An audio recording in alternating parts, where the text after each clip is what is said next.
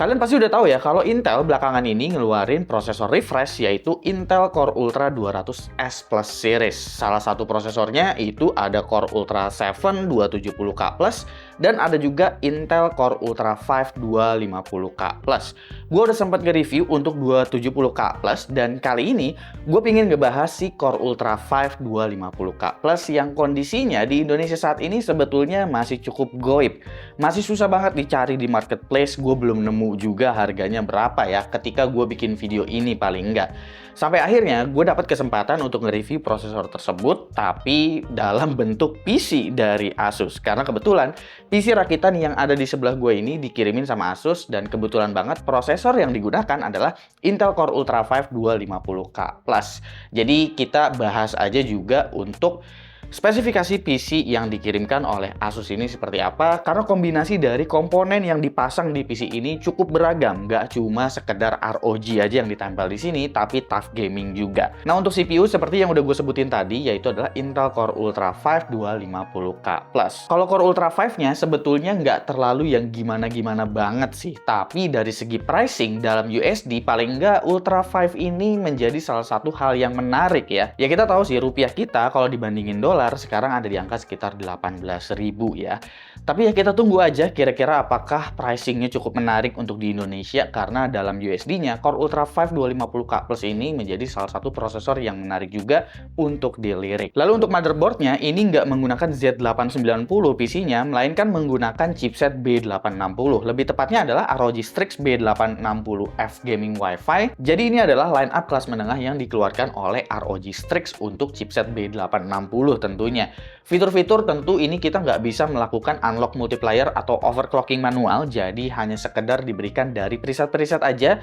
Kalau misalkan untuk overclocking memori itu masih bisa. Memori yang digunakan di sini dari Adata XPG dengan kapasitas 32 GB dual channel dan ratingnya di 6000 MB transfer per second. Lalu kalau SSD di sini gue pakai SSD bawaan dari testbed gue ya, yaitu Adata juga XPG dengan seri S70 Blade tapi kapasitasnya di 2 TB. Lalu untuk GPU di sini nggak menggunakan versi ROG, melainkan menggunakan versi TUF Gaming, yaitu adalah RTX 5060 Ti yang VRAM-nya kapasitasnya di 16 GB. Tapi untuk pengujiannya, gue nggak cuma ngetes pakai 5060 Ti, gue juga pasang untuk RTX 5080 sebagai bahan komparasi juga untuk data benchmark dengan CPU lain yang di-compare.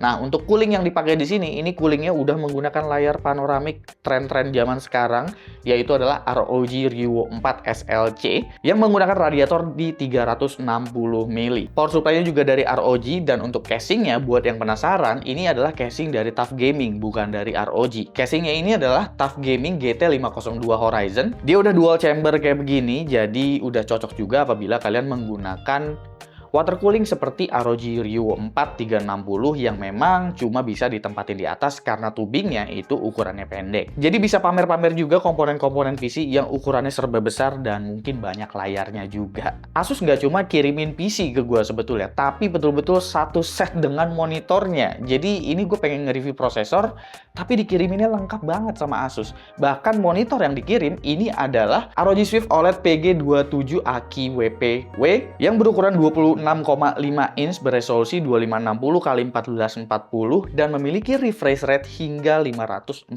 Hz, punya panel tandem W OLED. Bahkan refresh rate-nya ini sebetulnya bisa dinaikin ke 720 Hz asalkan resolusinya diturunin ke 720p. Nah, untuk sistem tesnya, untuk benchmark gaming gua bakalan pakai di resolusi 1440p untuk yang menggunakan RTX 5060 Ti 16 GB, alias ini nge-benchmark satu PC ini sebetulnya. Tapi untuk data dari Core Ultra 5 250K juga gue masukin ke dalam data testbed gue yang menggunakan RTX 5080, sehingga kita bisa mendapatkan data pembanding juga jika dibandingkan dengan prosesor lain, terutama untuk benchmark sintetiknya. Mari kita lihat performa dari Intel Core Ultra 5 250K ini seperti apa. Oke, untuk performance-nya gue bakalan ngebahas yang pakai RTX 5060 Ti dulu ya. Ini nggak ada komparasi sama sekali, jadi pure performance dari PC-nya aja yang bakalan gue unjukin kayak gimana. Kita bakalan mulai dari kemampuan productivity terlebih dahulu seperti encode video. Di DaVinci Resolve di sini untuk encode pada resolusi 1080p dengan kodek FE1 10-bit 422 di sini gue bisa menyelesaikan ekspor dalam waktu 1 menit 59 detik untuk video yang durasinya itu sekitar 13 menit. RTX 5060 Ti-nya diakselerasi untuk Blender juga masih sangat-sangat bisa ya karena VRAM-nya juga lumayan gede, buat preview masih lumayan enak. Dan di sini untuk Scene Monster itu dapat di sekitar 1685 sampel per menit, sementara Scene Classroom dapat di angka 1092 sampel per menit. Sementara untuk gamenya, gue di sini ngetesnya itu pada resolusi 1440p ya, dan semua game yang memiliki multi frame generation itu bakalan gue aktifkan. Seperti pada Cyberpunk 2077 ini menggunakan preset Ultra dengan DLSS 4 mode quality dan Ray Tracing Ultra bisa mendapatkan rata-rata 162 fps pada mode multi frame generation kali 4. Dan 1% minimum fps-nya ada di angka 150-an. Ini cocoknya untuk ngejar resolusi 1440p pada refresh rate mungkin sekitar 144 sampai dengan 165 Hz. Lalu kalau kita geser ke game seperti Hogwarts Legacy pada preset Ultra dengan DLSS quality dan tentunya MFG kali 4 juga dengan Ray Tracing Ultra, rata-rata FPS-nya ada di angka 146 fps tapi 1% low frame rate-nya cukup rendah di sekitar 24 fps. Game selanjutnya adalah RE9. Gue menggunakan preset High di sini dengan DLSS quality, MFG kali 4 dan juga Ray Tracing High dan mendapatkan rata-rata FPS di 174. Dan 1% low frame rate-nya juga ternyata cukup rendah di game ini, yaitu di sekitar 40-an. Sementara untuk benchmark CPU yang gue bandingkan dengan CPU-CPU lain, di sini gue bakalan kasih chart aja, karena ada banyak data CPU yang memang dibandingkan. Kita bakalan mulai dari performance CPU-nya terlebih dahulu pada Cinebench R23. Intel Core Ultra 5 250K Plus ini memiliki kemampuan multicore di 30.800-an atau paling tingginya di sekitar 31.000 apabila kita menggunakan mode pada Intel Default Performance. Angka ini udah di atas AMD Ryzen 9 7900X dan ada sedikit di bawah dari Intel Core i7 14700K. Sayangnya gue nggak punya data untuk Core Ultra 5 245K ya, tapi seharusnya kemampuannya nggak terlalu berbeda jauh antara 245K dan juga 250K Plus.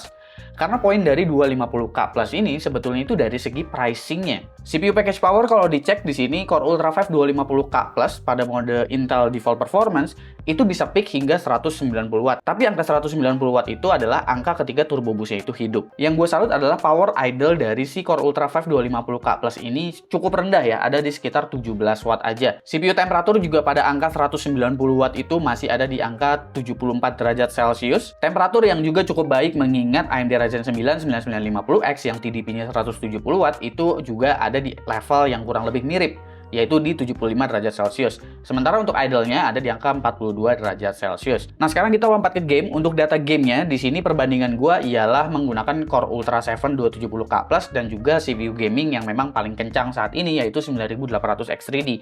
Kalau kita lihat perbandingannya seperti pada game Valorant ini, memang perbandingannya cukup signifikan ya antara si 9800X3D kalau kita bandinginnya itu sama Core Ultra 5 250K Plus. Tapi itu wajar banget mengingat ini adalah game Valorant yang memang sangat memanfaatkan L3 cache. Kita bisa ngelihat perbedaan ini ketika kita lompat ke game AAA seperti Cyberpunk 2077. Karena kemampuan dari Core Ultra 5 250K Plus ataupun 270K alias si Core Ultra 7-nya, itu kemampuannya mirip-mirip ya untuk performance gamingnya. Sekali lagi, kalau misalkan kalian menggunakan resolusi yang lebih tinggi, harusnya performance gap-nya juga bakalan semakin dekat sama si 9800X3D. Gaming experience kalian juga itu jadinya nggak terlalu yang berasa-berasa banget antara 9800X3D dan juga 250K Plus. Pada game selanjutnya yaitu Shadow of the Tomb Raider, di sini kalau kita perhatiin juga memang selisihnya jauh sekali antara Core Ultra 5 250K Plus dan juga 9800X3D. Ini juga udah tercerminkan sebetulnya dari Core Ultra 7 270K Plus yang selisih FPS-nya juga memang cukup jauh pada game ini kalau kita bandinginnya sama 9800X3D. Lalu selanjutnya adalah Hogwarts Legacy. Pada game Hogwarts Legacy ini, perbandingan FPS antara Core Ultra 7 270K Plus dan juga Ultra 5 250K itu selisihnya udah sekitar 20 FPS. Jadi kalau dibandingin sama 9800X3D, itu perbedaannya bisa sampai 60 bahkan 70-an FPS. Yang bedanya itu kelihatan tipis ada pada satu game yaitu RE9 ya. Karena ketika kita bermain game ini pada resolusi 1080p menggunakan RTX 5080, di sini justru 9800X3D memiliki kemampuan yang justru lebih rendah daripada Core Ultra 5 250K Plus ataupun Core Ultra 7 270K Plus. Tapi sekali lagi, itu semuanya dites menggunakan RTX 5080 dan resolusinya sangat-sangat rendah di 1080p dengan upscaler.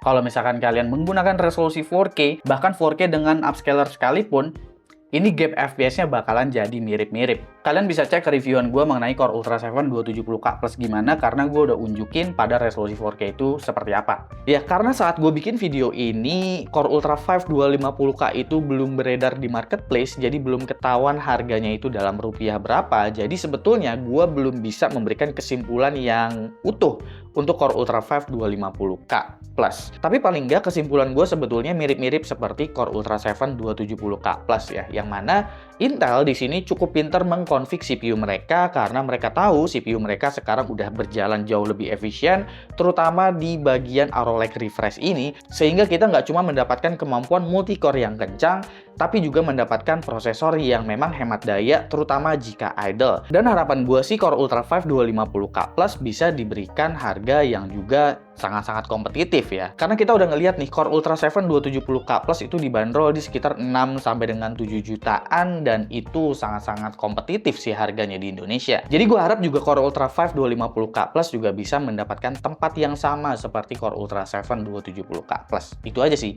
Kalau misalkan untuk PC-nya itu seperti apa, kalian silahkan komen aja di bawah dan kasih pendapat kalian masing-masing. Untuk total harganya juga untuk PC ini gue belum kalkulasi, jadi nanti gue taruh aja, gue tambahin di kolom deskripsi, dan per komponennya juga bakalan gue tag di video ini. Gue juga mau ngingetin untuk kalian nih yang lagi mau upgrade komponennya itu ke ROG, itu kalian juga berhak mendapatkan kesempatan untuk mendapatkan voucher belanja hingga 1,5 juta rupiah. Kalian bisa cek aja langsung di barcode yang ada di banner ini, atau cek juga di kolom deskripsi untuk info lebih lengkapnya. Silahkan komen dan kasih pendapat kalian masing-masing. Jangan lupa subscribe, Gosuki, dan seperti biasa sampai jumpa di lain kesempatan.